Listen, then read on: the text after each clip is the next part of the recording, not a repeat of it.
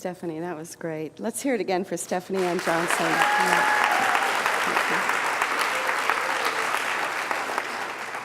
So again, as we've been this whole year, we've been on a transformational journey, and all kinds of stuff is coming up and will continue to come up as does happen when we are on this kind of a journey. So part of the transformational journey means having the ability to harness creative energy of the imaginal realm. Now, what is the imaginal realm? Well, the term imaginal realm was coined by Henry Corbin, and that was basically to describe the imaginative faculty. Now, it might sound like I'm talking word soup here, but stay with me and we'll divide all this up. So the imaginative faculty is different from just daydreaming or fantasy. It is the luminal space. It is the in-between space before manifestation. So we have our thoughts, and we know that the law of mind action says that thoughts held in mind produce after their kind, right? And so before that manifestation, we're in that luminal place. And what Henry Corbin was saying is that this is a place that's familiar to indigenous people and to shamans, and it frees the mind from conventional thinking, and it opens the mind to new experiences. Charles Fillmore called the imagination the scissors of the mind. He said the imagination gives thought and texture and form and weight to our thoughts. So when we are imagining something, or we want something, or we desire something, the more we can see it, the more we can feel it, the more we can taste it, the more that we are engaged, if you will, in this imaginal realm. So today we're going to do an exercise of the imagination. So in Unity, we know the power of prayer, we know the power of meditation, we know the power of visualization. But the truth is, if we want a world of equality, of peace, abundance, and creativity for all, we need to be specific about what does that look like, right? Because we hear, yes, we want peace on earth. I mean, who doesn't want peace on earth? Everybody wants peace on earth. But what does peace on earth look like? What does peace on earth sound like? What does it taste like? What is it? And so part of using the imagination, again, is being specific about that. Last week I asked, what would the United States look like in 240 years? And granted, I didn't give us enough time to really pursue that, but I'm going to ask us to look at that again. So we need to move our ideas from being general to giving them thought, to giving them form and shape and texture. Now, Henry Corbin believed that if you knew how to use the imaginative faculty, then you could reach this imaginal realm. Okay, again, what's the imaginal realm? Jean Houston said it this way: we can use the imagination as a portal to this field, and then even imagination is transcended when the universe begins to operate through us. We become imaginal. We no longer are caught in our own habits, and we are given the blueprint, the guidance, the forms and patterns of what up to now we have only imagined.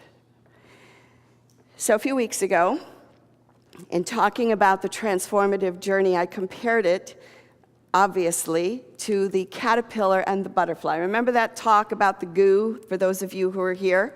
Because the caterpillar starts out and he's this eating machine that consumes everything.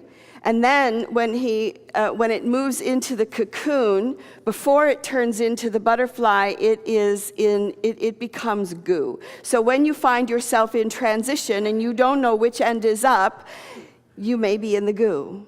And it feels like as a culture, as a world, we're kind of in this transformative process, and so we are in the goo. Now, here's the deal. That as the new cells in the caterpillar are being formed, when it's kind of becoming the goo, the new cells that are in that are forming in the caterpillar are actually called imaginal cells. And they respond to a different frequency. So as the new cells form, the caterpillar's immune system assumes that they're a threat and so tries to kill them. So you have this caterpillar becoming a butterfly, and the butterfly imaginal cells are there, and the caterpillar's like, go away, and trying to kill it until there's enough imaginal cells in the butterfly to create the butterfly. Are you following me?